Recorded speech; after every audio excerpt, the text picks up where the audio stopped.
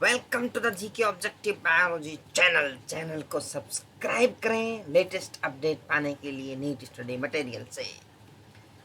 तो आज हम डिस्कस करने वाले हैं प्रेगनेंसी एंड एम्ब्रियोनिक डेवलपमेंट। इसमें मैं बता देता हूं, एक जो नीचे वाला पोर्शन है ये एम्ब्रियोनिक डेवलपमेंट, इसको भाई रट जाओ। इसमें से एक क्वेश्चन हर साल पूछा जा रहा है कि कौन से महीने में क्या बनता है फिटस का। तो ये तो बहुत इंपॉर्टेंट क्वेश्चन इसका बन रहा है, तो इसमें हम ये भी डिस्कस करेंगे। तो प्रेगनेंसी के बारे में डिस्कस कर लेते हैं। तो after implantation finger like projections appear on the trophoblast called chorionic villi. ठीक है जी, फिंगर लाइक प्रोजेक्शन आ जाते हैं। तो which are surrounded by the uterine tissue and maternal blood. ठीक है, सराउंडेड हो जाएंगे यूट्राइन टिश्यू और मैटरनल ब्लड से। The chorionic villi and uterine tissue become interdigitated with each other and jointly form a structural and functional unit between the developing embryo and maternal blood called placenta। तो ये जो तुम्हारा placenta है ये कहाँ बन रहा है? कोरियोनिक विलाई और यूट्राइन टिश्यू दोनों मिलके interdigitated with each other and jointly form a structure called placenta. बहुत बड़ा रोल है प्लेसेंटा का, exchange of materials between the foetus and the maternal tissue.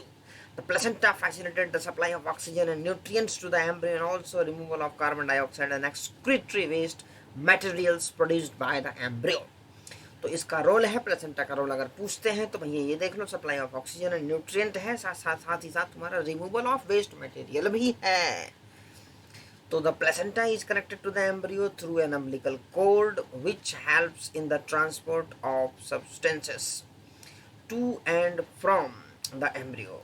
तो ये हो गया प्लेसेंटा का role. Placenta also act as an endocrine tissue. ये बहुत बड़ा इंपॉर्टेंट टर्म है कि एंडोक्राइन टिश्यू की तरह भी काम करता है placenta and produces several hormones like human chorionic gonadotropin HCG, human placental lactogen, estrogen, progestogens etc।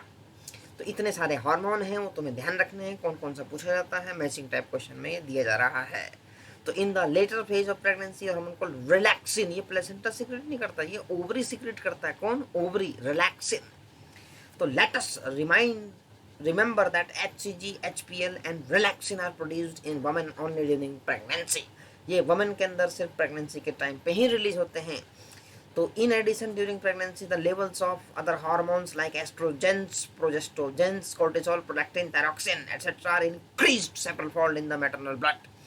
किस किस हार्मोन का लेवल मैटरनल ब्लड में प्रेगनेंसी के टाइम पे बढ़ जाता है? तो ये हार्मोन दिए हुए हैं, एस्ट्रोजेंस, प्रोजेस्ट्रोजेंस, कोर्टिसोल का भी बढ़ता है, प्रोडक्टिन और थायरॉक्सिन का भी लेवल बढ़ जाएगा।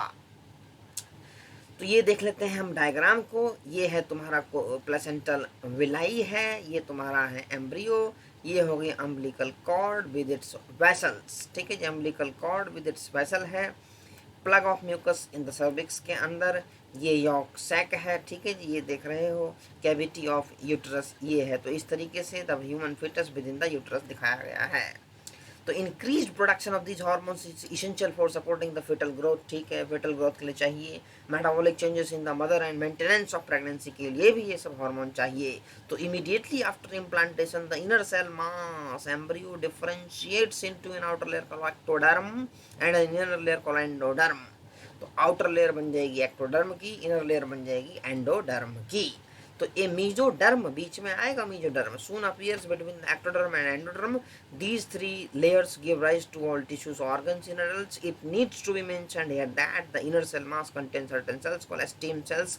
अब ये ध्यान रख लो, इनर सेल मास में कुछ सेल्स होते हैं जिसको हम कहते हैं स्टीम सेल्स।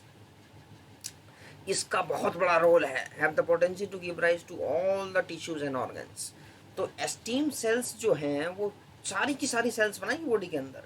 तो देख लो भैया कितना ज़बरदस्त इंपॉर्टेंट है ये।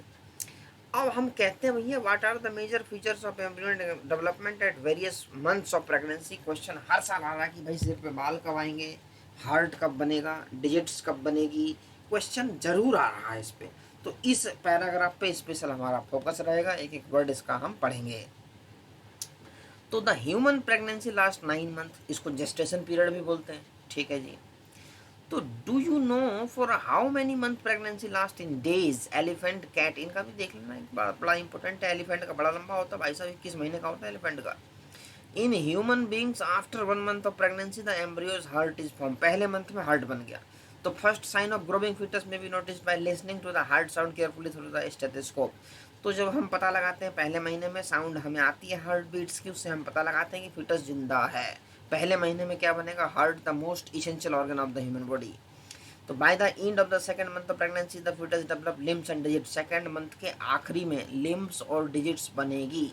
Bye the end of 12 weeks, first trimester जिसको बोलते हैं, जब तक कि एमटीपी सेफ रहती है, most of the major organ systems are formed. First trimester में मेजर ऑर्गन सिस्टम बनेंगे। कौन कौन से हैं, लिम्स होगा, एक्सटर्नल जेनाइटल ऑर्गन्स होगा, आर वेल डेवलप्ड। लिम्स और एक्सटर्नल जेनाइटल ऑर्गन्स डेवलप हो जाएंगे फर्स्ट ट्राइमेस्टर के आखिरी तक। The first movement of the foetus and appearance of hair on the head are usually observed during the first month. ये question repeated पूछा जा चुका है कि भाई फीटस के सिर पे बाल कौन से महीने में आते हैं, तो 5वां महीना है। तो by the end of about 24 weeks, end of the second trimester, the body is covered with fine hair। शरीर के ऊपर बाल आ जाते हैं सेकेंड ट्राइमेस्टर के आखिरी में। आई लिड्स सेपरेट होती हैं सेकेंड ट्राइमेस्टर के आखिरी में, एंड आई लेसेस फॉर्म्ड हो जाती हैं। तो by the end of the 9 month of pregnancy the foetus is fully developed and ready for delivery. इस पैराग्राफ से क्वेश्चन जरूर आ रहा है, तो इसको बार बार सुने, इसको बार बार पढ़ें और देखें। तो इस तरीके से ये तुम्हारा जो टॉपिक है भैया प्रेगनेंसी एंड एम्ब्रियोनिक डेवलपमेंट का, इसमें मेनली बताया गया है कि प्लेसेंटा से कौन कौन से हार्मोन निकल रहे हैं, प्लेसेंटा का रोल क्या है, एक्टोडर्म, एंडोडर्म और मेसोडर्म बन रही है, इनर सेल मास के अंदर स्टीम सेल्स हैं, और डेवलपिंग फीटस के डिफरेंट स्टेजेस क्या हैं। इस तरीके से ये वाला टॉपिक तुम्हारा खत्म होता है।